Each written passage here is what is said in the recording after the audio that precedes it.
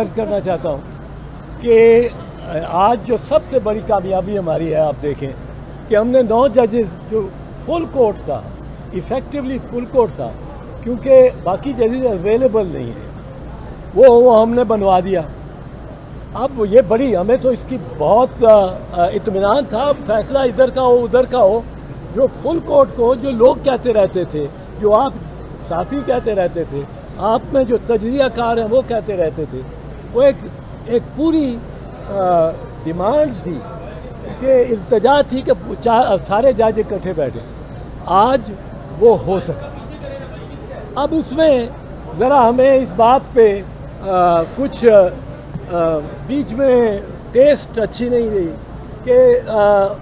2 جج صاحبان نے، سینئر ترین جج صاحبان نے اس بینچ سے اٹھ کے چلے جانا مناسب سمجھا۔ ہم نے ان کی منت کی، قاضی فیضی صاحب کی اور سردار طارق مسعود کی۔ کھوسہ صاحب نے تو جناب فیضی صاحب کو مبارک بھی دی کہ وہ آج چیف جسٹس ڈیزگنیٹ ہو گئے۔ میں نے عرض کرتا ہوں، ہم نے منت کی کہ آپ بیٹھیں، 9 ججز کا فیصلہ ایک زیادہ مضبوط فیصلہ ہوتا ہے۔ ایڈمنسٹریشن آپ کے فیصلوں کو، وہ کہتے ہیں ہم بینچ نہیں مانتے اور تو ہم فیصلہ کیوں مانیں۔ یہ سارا مسئلہ شروع یہ ہوا ہے جس طرح برہنہ ہو کے یہ وزراء نے کھڑے ہو گئے ہیں اس کے سامنے سپریم کورٹ کے، اب ہمارا کرو، کیا کر سکتے ہو آپ۔ اور چونکہ ڈیوائیڈ تھی، تقسیم تھی عدلیہ اور سپریم کورٹ، اس میں سپریم کورٹ بھی بے بس ہو گئی۔ انہوں نے تقریریں کی، جس قسم کی تقریریں انہوں نے کی، وہ جو جلسہ لے کے آئے تھے، جلوس پورا مولانا فضل الرحمان اور مریم بی بی، جس قسم کی تقریریں انہوں نے سپریم کورٹ کی دہلیز پہ کی، وہ کوئی سن نہیں سکتا تھا، پر انہوں نے کی۔ ہم نے کہا کہ آپ بیٹھیں، آپ سے معتبر ہو جائے گا، یہ بینچ آپ سے معتبر ہوتا ہے۔ اور میں نے تو یہ بھی کہا کہ آپ کے گھر کے اندر اگر تنازع ہے، اگر آپ کا گھر کے اندر تنازع ہے، آپ درست طور پہ چیف جسٹس کے اختیارات کو کم کرنا چاہتے ہیں، اس کی ثوابدید کو کم کرنا چاہتے ہیں، بینچز بنانے کی، کیس لگانے کی، اس کی ثوابدید، اور 3 ممبر کمیٹی چاہتے ہیں، یہ بالکل ہم آپ کو سپورٹ کرتے ہیں۔ پر اس وقت آپ اندر گھر میں لڑ رہے ہیں اور باہر سے حملہ ہو رہا ہے، اور یہ سارا اٹیک جو ہے، اس لیے یہ ہمارے پاس آج فوجی عدالتوں کا مقدمہ ہے، اور قاضی فیض صاحب سے تو توقع تھی کہ وہ اس پہ بیٹھے رہیں گے، اور فوجی عدالتوں کا ایک بڑا ہیومن رائٹس کا مسئلہ ہے، یہ ایک بنیادی مسئلہ ہے، یہ ایک ریاست کے اسٹرکچر اور آرکیٹیکچر کے مطابق کے بارے میں یہ مسئلہ ہے۔ ہم نے تو منت کی، کھوسہ صاحب نے بھی منت کی ان کو مبارک دینے کے علاوہ، پر وہ نہیں مانے،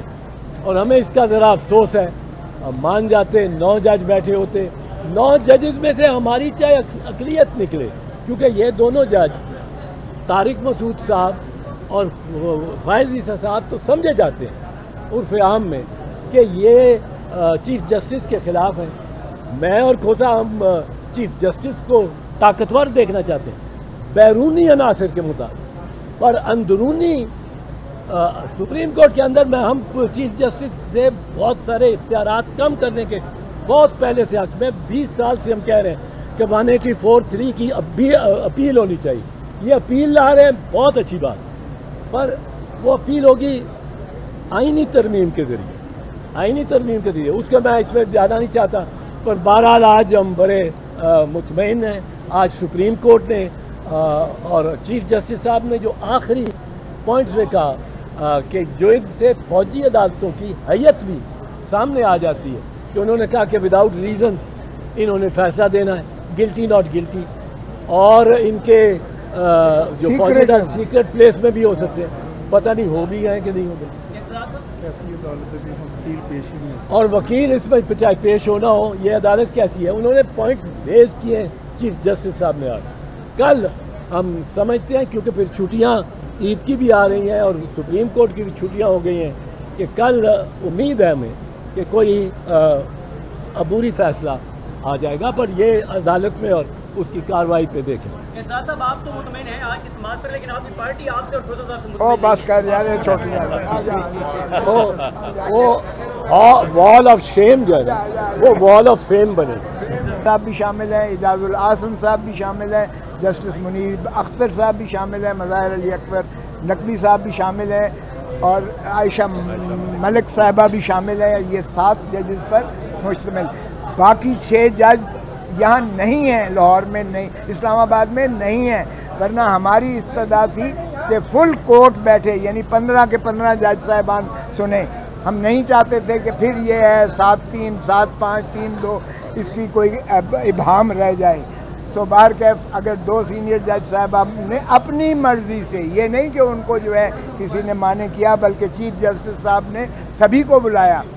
اس لیے یہ فل کورٹ ہی سمجھیں کہ یہ فل کورٹ ہی ہے جو آج کیس سن رہی ہے۔ آج پہلے شروعات ہمارے کیس سے ہوئی، چودھری اعتزاز عاصم صاحب چونکہ سینئر موسٹ ہیں اور اس لیے مجھے انہوں نے جو ہے یہ موقع دیا کہ میں اپنے استدلال شروعات کروں، تو میں نے یہی کہا کہ 25 کروڑ عوام اس وقت اذیت اور کرب میں مبتلا ہیں اور ایک خوف کی فضا جو ہے سارے ملک میں اس طرح سے پھیلی ہوئی ہے۔ آپ نے سنا جج صاحب نے بعد میں چیف جسٹس صاحب نے آخر میں یہ بھی کہا اور اٹارنی جنرل نے تسلیم کیا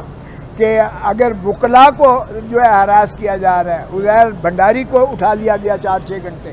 میرے گھر پر حملہ ہوا، وہ بھی چیف صاحب نے ذکر کیا، اگرچہ میں نہیں چاہتا تھا کہ وہ ذکر ہو۔ میں نے یہ ضرور شکایت کی کہ دیکھیں میں اٹارنی جنرل ہوتے ہوئے، سینئر موسٹ وکیل ہوتے ہوئے میں اپنا پرچہ نہیں درج کروا سکا،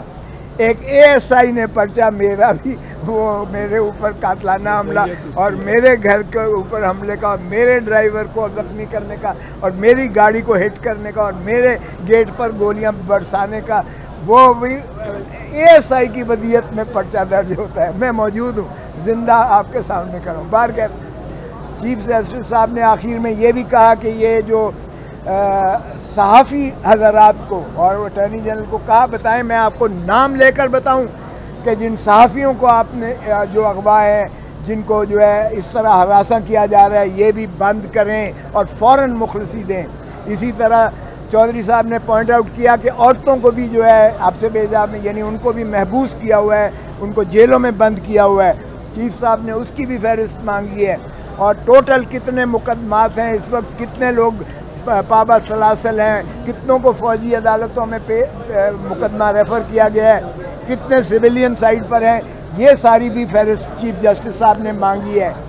البتہ فیصل